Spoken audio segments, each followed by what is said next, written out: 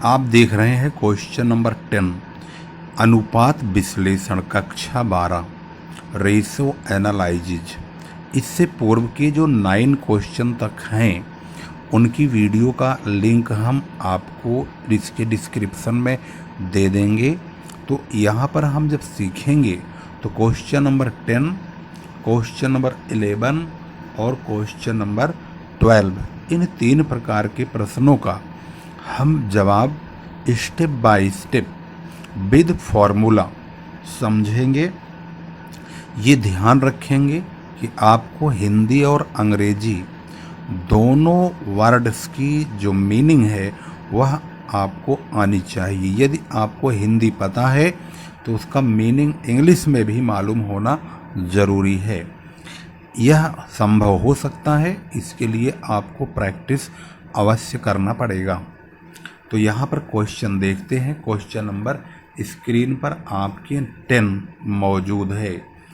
31 मार्च 2010 को यहाँ पर सुखाड़िया लिमिटेड की पूंजी संरचना दिया हुआ है। समता पूंजी, जिसे हम इक्विटी शेयर कैपिटल बोलते हैं, ये समता अंश पूंजी है। 11% अधिमान अंश पूंजी यानी कि 11% प्रेफरेंस शेयर कैपिटल है। ये 10% डिवेंचर यानी ऋण पत्र है। सामान्य संचय, जिसे हम जनरल रिजर्व या रिजर्व कहते हैं। कर पूर्व लाभ यानी कि प्रॉफिट बिफोर टैक्स, ये टैक्स रेट है, कर दर, और ये करंट लायबिलिटीज है। इन्होंने कहा है पूंजी दंतीकरण अनुपात यानी कैपिटल गियरिंग रेशो बताइए। तो कैपिटल गियरिंग रेशो से हमारा मतलब क्या होता है? कैपिटल गियरिंग रेशो से हमारा मतलब होता है कंपनी के पास कितनी वेरिएबल कैपिटल है और कितनी फिक्स कैपिटल है। फिक्स कैपिटल के अंदर कंपनी की बाहरी पूंजी को रखा जाता है और वेरिएबल कैपिटल के अंदर कंपनी की आंतरिक पूंजी को रखा जाता है। आंतरिक पूंजी में शेयर कैपिटल, जो कि इक्विटी शेयर कैपिटल होता है, और रिजर्व होता है, उसको लिया जाता है। यानी इक्विटी कैपिटल 12,50,000 और सामान्य संचय 4 लाख, ये दोनों यहाँ पर टोटल वेरिएबल कैपिटल होंगे। जबकि जो फिक्स्ड कैपिटल होता है, जिसको हम यहाँ पर अधिमान अंशों को और ऋण पत्र को हम फिक्स्ड कैपिटल के नाम से यानी fixed cost of bearing capital कहेंगे। तो आइए इसको फॉर्मूलों के द्वारा समझते हैं। यह जो अनुपात है यह कंपनी के परिवर्तनशील पूंजी और स्थायी पूंजी के संबंधों को बताता है। तो यहाँ पर अब हम इसके फॉर्मूले को स्टेप बाय स्टेप समझते हैं। यहाँ है पूंजी दंतीकरण अनुपात, जिसे इंग्लिश में कैपिटल गियरिंग रेशो बोलते हैं। इसका मतलब क्या है? Variable cost bearing capital upon fix cost bearing capital, ये इसका फॉर्मूला है। वेरिएबल कॉस्ट बियरिंग कैपिटल में किनको शामिल करते हैं? इक्विटी कैपिटल को और रिजर्व को, जिसे हम प्रोप्राइटरी फंड भी बोलते हैं। यानी इनको अगर हम दोनों को जोड़ते हैं जो प्राप्त होता है वह प्रोप्राइटरी फंड भी कहा जाता है। तो यहाँ पर जो मैंने रकमें दिखाई थी, इक्विटी कैपिटल का 12.5 लाख रुपए और रिजर्व 4 लाख रुपए, टोटल 16,50,000 रुपये होता है, जिसे हम वेरिएबल कॉस्ट बियरिंग कैपिटल कहेंगे। अब फिक्स कॉस्ट बियरिंग कैपिटल क्या होता है? यानी स्थायी लागत की जो पूंजी है आखिर वह कौन सी है जिस पर एक निश्चित % देना आवश्यक होता है, चाहे वह लाभांश के रूप में देना हो चाहे ब्याज के रूप में देना है। तो यहाँ पर इसका मतलब है preference share capital plus lone capital. तो प्रेफरेंस शेयर कैपिटल यहाँ देखेंगे तो 5 लाख का है और जो लोन यानी डिवेंचर है वह 4,25,000 है। यहाँ अगर बैंक का लोन होता, बैंक ऋण, तो उसको भी हम यहाँ पर फिक्स कॉस्ट बियरिंग कैपिटल मानते। फिलहाल यहाँ पर बैंक लोन नहीं है, अगर होता तो हम फिक्स कॉस्ट बियरिंग कैपिटल में उसको भी टोटल कर लेते। तो अब यहाँ पर इन दोनों का टोटल देखेंगे तो 5 लाख प्लस 4,25,000 9,25,000 हो गया। और इसको जब डिवाइड करेंगे तो capital gearing ratio equal to 16,50,000 upon 9,25,000 equal to ये होता है। अगर हम इसको भाग करेंगे, काट के छोटा करेंगे, तो यह याद रखेंगे कि यहाँ हमेशा 1 होना चाहिए। ये काट के लास्ट में 1 आना जरूरी है। लास्ट में अंतिम जो इसका डिसीजन होगा वह 1 आना अनिवार्य है। और ऊपर जब हम 925 का 1650 में 3 जीरो हटा के डिवाइड करेंगे तो 1.78 आएगा। इसका मतलब है 1.78 अनुपात 1 अर्थात 1.78 अनुपात 1 का इसका आंसर होगा। इसको मैच करने पर यहाँ दिखाई देता है इसका आंसर ये रहा। दूसरा सवाल यहाँ पर पूछा गया है संचयों का समता पूंजी पर अनुपात यानी ratio of reserve to equity capital. Ratio of reserve to equity capital, इसका मतलब क्या है? इसका मतलब होता है जो हमारे पास रेशो है वह जो निकाला जाएगा वह रिजर्व और इक्विटी कैपिटल के बीच निकाला जाएगा। इसका मतलब हुआ general reserve upon equity capital. General reserve हमारे पास कितना दिया हुआ है देखेंगे तो 4 लाख है। इक्विटी कैपिटल यहाँ पर 12,50,000 रुपये का दिया गया है। इक्विटी कैपिटल 12,50,000 है और जबकि रिजर्व है 4 लाख का। इसका जो फॉर्मूला है उस पर ध्यान देंगे तो जनरल रिजर्व पहले लिखेंगे, अपॉन में इक्विटी कैपिटल लिखेंगे। तो इसका मतलब है जनरल रिजर्व 4 लाख है और इक्विटी कैपिटल 12,50,000 है। इसको डिवाइड करेंगे तो यहाँ पर 4 जीरो ऊपर का इधर कटा और इधर कटा, तो ये बच्चे 40 बटे और यहाँ पर नीचे 125। 40 बटे 125 को अगर हम भाग करेंगे तो 0.32 अपॉन 1 आएगा। इसका मतलब 0.32 अनुपात 1 यानी रेशो 1। तो इसका रेशो आंसर चेक करेंगे तो ये रहा 0.32 रेशो 1।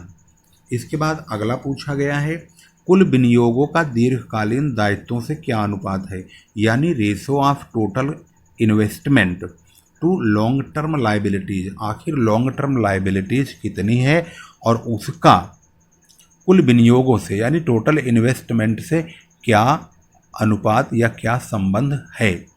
इसके लिए इस फार्मूले को ध्यान से समझेंगे।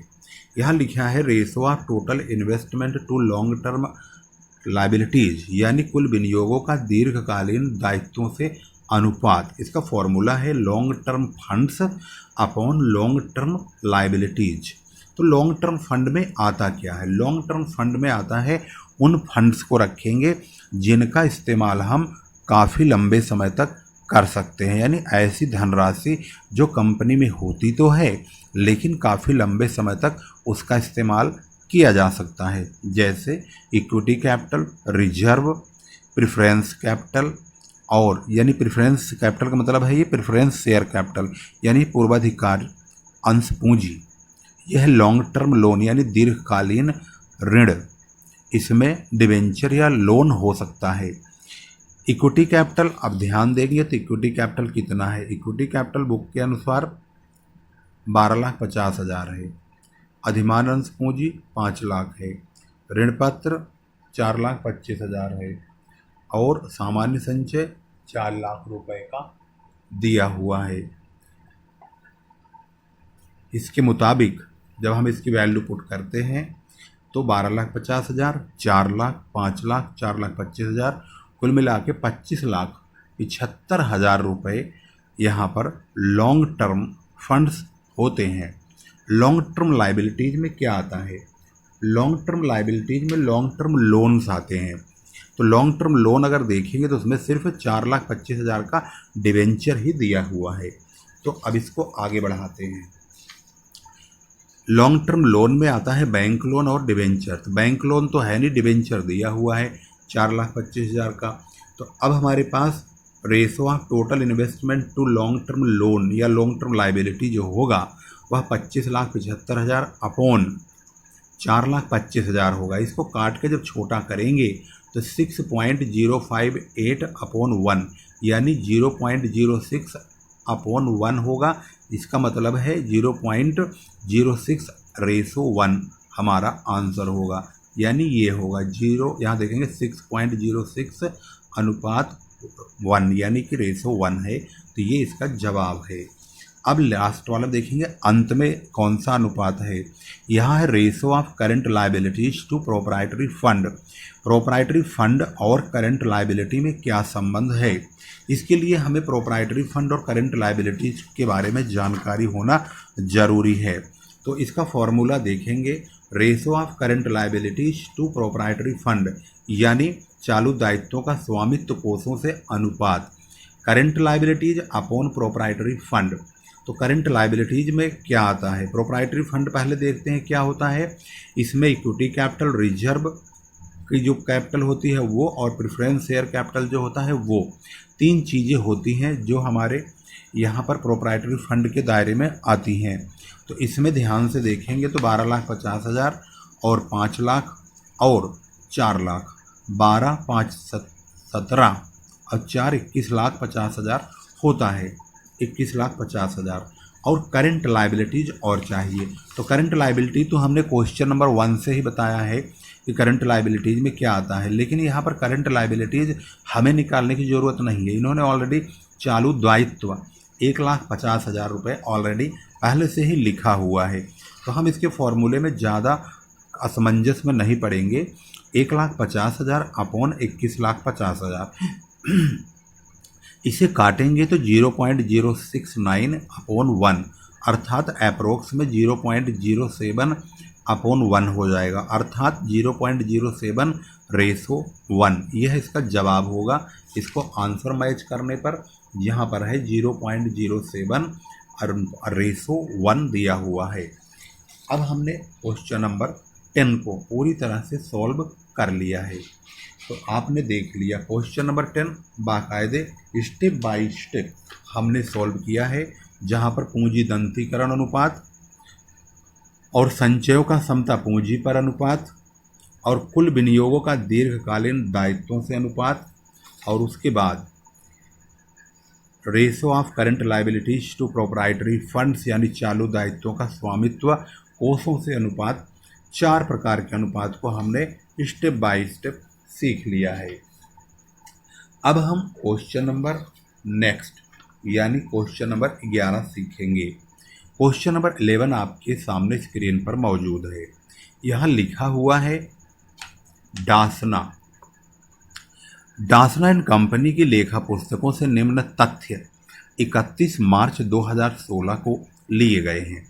समतांश पूंजी यहाँ पर 10 लाख का है और 10% अधिमान अंश प्रत्येक 10 रुपये का 4 लाख रुपए का है, और समता अंश बाजार मूल्य 25 रुपये और प्रति अंश लाभांश भुगतान 3 रुपये का है, और कर के पश्चात यानी कि प्रॉफिट आफ्टर टैक्स 4.5 लाख रुपए का है, डेप्रिसिएशन 60,000 है। क्वेश्चन बोला है डिविडेंड यील्ड रेशो बताइए। तो ये मतलब ये जो हमारे चारों अनुपात पूछे गए हैं ये काफ़ी हद तक बहुत इजी हैं, फॉर्मूला बेस्ड हैं। सबसे पहले हम स्टेप बाय स्टेप चलेंगे। Question number 11 dividend yield ratio लाभांश प्राप्ति अनुपात, जिसका फॉर्मूला होता है डिविडेंड पर शेयर गुणा 100 बटे मार्केट प्राइस। तो डिविडेंड कितना है, डिविडेंड 3 रुपये है, मार्केट प्राइस 25 रुपये है, तो 3/25 गुणा 100, जिसे काटेंगे तो ये 12% आएगा। यहाँ 100 लिखा है, इसका मतलब इसकी कैलकुलेशन परसेंटेज में हमें दिखानी होगी, तो 12% इसका जवाब है और इसका आंसर यहाँ पर है पहला नंबर। दूसरा नंबर है प्रति अंश अर्जन यानी कि अर्निंग पर शेयर।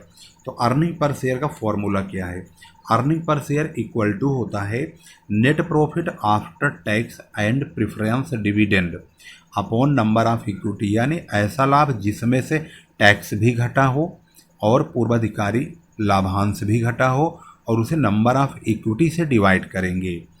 तो हमारे पास जो यहाँ प्रॉफिट है कर के पश्चात, यानी इसमें कर तो घटा है लेकिन लाभांश नहीं घटा है, तो लाभांश चेक करेंगे तो 4 लाख का 10% 40,000 होता है, यह नहीं घटा है, इसे हम घटाएंगे, और 1 लाख का समतांश नंबर ऑफ इक्विटी है।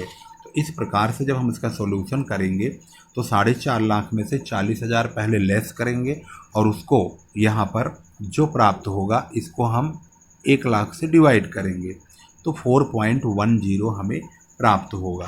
तो यहाँ देखेंगे 4.10 ये रहा। इसका मतलब है कि प्रति अंश अर्जन अनुपात जो है, प्रति अंश अर्जन मतलब प्रति अंश अर्जन या अर्थात अर्निंग पर शेयर की जो वैल्यू है वह 4.10 होती है। इसके बाद हम क्वेश्चन का अगला भाग लेंगे, मूल्य आय अनुपात, जिसे हम प्राइस अर्निंग रेशो बोलते हैं। प्राइस अर्निंग रेशो का फॉर्मूला क्या है? प्राइस अर्निंग रेशो, इसका फॉर्मूला है मार्केट प्राइस पर share upon earning per share. Market price यानी कि प्रति अंश बाजार मूल्य बटे प्रति अंश मूल्य, आखिर कमाई का क्या है। तो प्रति अंश अर्जन वह है 4 रुपये 10 पैसे और बाजार मूल्य है 25 रुपये।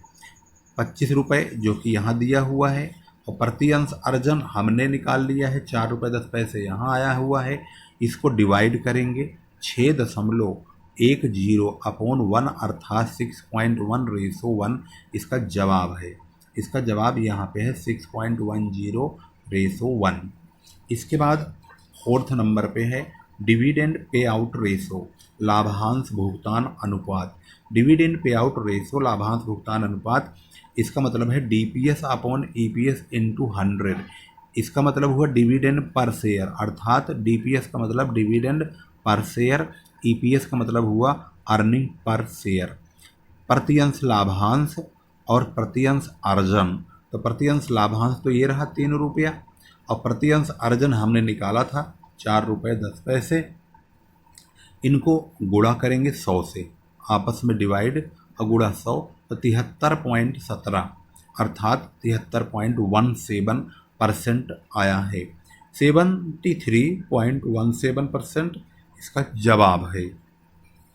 ये हमारा क्वेश्चन नंबर 11 हो चुका है। आपकी स्क्रीन पर स्टेप बाय स्टेप आप इसको समझेंगे तो समझ लेंगे, इसके बाद इसकी प्रैक्टिस भी करना बहुत ज़रूरी है। तो यह बहुत आवश्यक है। मैं आप लोगों को दिखा रहा हूँ, इसको मैंने पहले सॉल्व किया, सॉल्व करके आपको समझाने मुझे आसानी होती है, क्योंकि बार बार पेज को हटा करके दिखाने में ज़्यादा दिक्कत नहीं होती है, क्योंकि लिखा होता है तो वर्ड टू वर्ड हमें समझाने में बहुत इजी हो जाता है। तो इस प्रकार से हमने क्वेश्चन नंबर 11 सॉल्व कर लिया है। अब चलते हैं क्वेश्चन नंबर 12 की ओर। क्वेश्चन नंबर 12 ध्यान से देखिए। गामा लिमिटेड का 31 मार्च 2016 का आर्थिक चिट्ठा इस प्रकार से है। यह अनुपात विश्लेषण है। तो अनुपात विश्लेषण के सवालों में फार्मूले की वैल्यू अधिक होनी चाहिए, आपको याद होना चाहिए। इसके वर्ड हिंदी और अंग्रेजी में भी आपको अच्छी तरह पता होने चाहिए। इस सवाल में समतांश पूंजी, लाभ, ऋणपत्र, लेनदार, देय बिल, आदत्य व्यय और इधर संपत्तियों में भवन, मशीन, स्कंद, देनदार, रोकड़, विविध संपत्तियां दिया हुआ है। क्वेश्चन में कहा निम्न अनुपातों की गणना कीजिए। तो इसमें पहला अनुपात जो है वो चालू अनुपात है। चालू अनुपात का मतलब होता है current assets upon current liabilities, जिसे हम चालू संपत्ति बटे चालू दायित्व कहेंगे। तो यहाँ स्क्रीन पर देखिए आपके फार्मूला लिखा हुआ है करेंट रेशो, जिसे हम कहेंगे चालू अनुपात, और जिसका फॉर्मूला है current assets upon current liabilities. तो करेंट एसेट्स में क्या आएगा? करेंट एसेट्स में आने को बहुत सारे आइटम आते हैं, लेकिन इस सवाल के मुताबिक स्टॉक, डेटर्स, कैश और अदर एसेट्स आएंगे। तो स्टॉक, डेटर्स, कैश और अदर एसेट्स ये चारों ही हैं, ये दोनों फिक्स एसेट्स हैं। इन चारों को जोड़ने पर यहाँ देखेंगे 1,20,000, 70,000, 18,000 और ये 17,000। इन चारों को जोड़ने पर हमें प्राप्त हुआ 2,25,000 रुपये। अब करंट लायबिलिटीज़ की बात करें तो creditors, bills payable, outstanding expenses इस सवाल के मुताबिक है।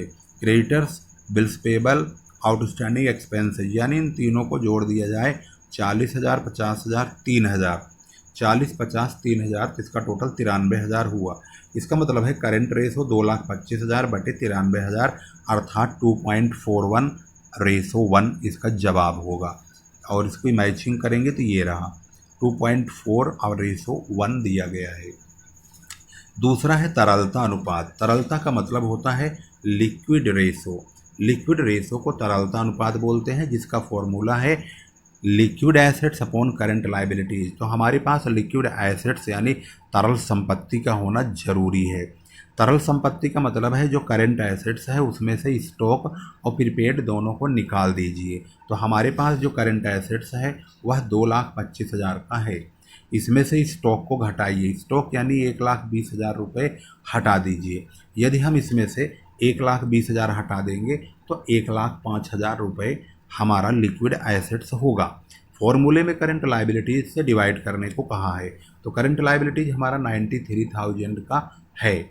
तो अब 1,05,000 बटे 93,000, तो ये होता है 1.13:1, अर्थात 1.13 अनुपात 1। जवाब मैच करने पर पता चलता ये रहा 1.13:1। इसके बाद हमारा अगला क्वेश्चन है नंबर थर्ड में देखेंगे स्कंद आवर्त, जिसे हम बोलते हैं स्टॉक टर्नओवर। स्टॉक टर्नओवर का फॉर्मूला ही हमारे सॉल्यूशन की जड़ है। तो स्कंद आवर्त का मतलब हुआ cost of goods sold upon average stock. Cost of goods sold से हमारा मतलब होता है उसकी जो माल बेचने वाली कीमत होती है, जिस माल भाई एक विक्रय मूल्य होता है, एक विक्रय मूल्य की लागत का होता है वैल्यू। तो जो विक्रय मूल्य वाली लागत की वैल्यू होती है जिसे हम बोलते हैं बिक्री की लागत या विक्रय की लागत, वही कॉस्ट ऑफ गुड्स सोल्ड कहा जाता है। तो इस सवाल में कॉस्ट ऑफ गुड्स सोल्ड यहाँ दिया है, नीचे ये रहा 3,80,000 रुपये विक्रय की लागत। और सवाल में है एवरेज स्टॉक।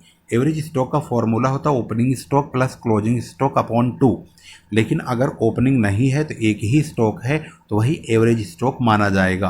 तो यहाँ पर एक स्टॉक है 1,20,000 का और कोई स्टॉक नहीं है, तो इसका मतलब है 3,80,000 बटे 1,20,000। इसे सॉल्व करेंगे तो ये प्राप्त होगा 3.17 अपॉन 1। तो इसका मतलब इसका रेशो हो गया 3.17:1। जवाब मैच करने पर यहाँ पर मिलता है 3.17:1। इसके बाद हम इसका फोर्थ औसत वसूली अवधि, जिसको बोलते हैं average collection period. Average collection period आखिर कैसे कैलकुलेट किया जाएगा? एवरेज कलेक्शन पीरियड औसत संग्रह अवधि, इसका मतलब होता है average debtors into 360 upon credit sales. तो एवरेज डेटर यानी देनदार 70,000 के हैं, सेल 6 लाख का है, उधार विक्रय और नगद विक्रय के बारे में कोई जानकारी नहीं है, तो जो विक्रय है यही उधार विक्रय मान लिया जाएगा। 70,000 इंटू 360 बटे 6 लाख, इसे काटेंगे 42 डेज हमारा आंसर होगा, यानी 42 दिन। यहाँ पर मैच करने पर ये 42 दिन का जवाब मैच हो गया। लास्ट में है स्वामित्व देनदारियां अनुपात, यानी proprietors liability ratio. Proprietors liability ratio का फॉर्मूला क्या होता है, सबसे पहले जानना आवश्यक है। इसका फॉर्मूला होता है proprietors funds upon external liabilities. Proprietor fund में इक्विटी कैपिटल और प्रॉफिट रिजर्व आता है, लेकिन यहाँ पर प्रॉफिट तो है लेकिन रिजर्व नहीं है, इक्विटी कैपिटल दिया हुआ है। तो सवाल के मुताबिक देखेंगे तो 3 लाख रुपए और 87,000, यही दोनों हमारे प्रोप्राइटरी फंड्स हैं। एक्सटर्नल लायबिलिटीज का मतलब बाहर के सभी दायित्व। तो यहाँ पर देखेंगे लाभ के नीचे ये सभी जो दायित्व हैं ये सब बाहरी दायित्व हैं। एक्सटर्नल लायबिलिटी जिसमें लॉन्ग टर्म लायबिलिटी और शॉर्ट टर्म यानी कि करंट लायबिलिटी और फिक्स लायबिलिटी दोनों ही आती हैं, अर्थात 1,50,000, 40,000, 50,000 और 3,000, इन चारों का जो टोटल होगा यही एक्सटर्नल लायबिलिटीज होगा। इस तरह से 1,50,000, 40,000, 50,000, 3,000 कुल मिला करके ये इस वक्त आपकी स्क्रीन पर मौजूद है। 2,43,000 नीचे है और ऊपर 3,87,000 है। इसको जब डिवाइड करेंगे तो 1.59 अपॉन 1 प्राप्त होगा, जो कि अनुपात के तौर पर 1.59:1 कहा जाएगा। इसको मैच करेंगे तो यहाँ मैच हुआ है, यहाँ पर देखेंगे लास्ट में। इस प्रकार से आपने क्वेश्चन नंबर 12 भी समझ लिया है, जो कि आपकी स्क्रीन पर इस वक्त स्टेप बाय स्टेप मैंने आपको दिखाया है। और फिर भी आप यहाँ पर स्क्रीन पर इसको देखेंगे, समझ लेंगे और इसकी प्रैक्टिस खूब अच्छी तरह से ज़रूर करेंगे। जिससे आपकी समझ में यह टॉपिक और इसके फॉर्मूले अच्छी तरह से आ जाएं। यदि इसी तरह से आपको और भी वीडियोज चाहिए तो आप ज़रूर इस चैनल को सब्सक्राइब करें और सब्सक्राइब औरों से भी करवाएं। इस वीडियो को अधिकतम अगर समझ में आता है तो मैक्सिमम लोगों तक, मैक्सिमम छात्रों तक अवश्य पहुंचाएं, उनको शेयर करें। फिर लेकर आएंगे एक नई वीडियो, तब तक के लिए नमस्कार, जय हिंद, जय भारत।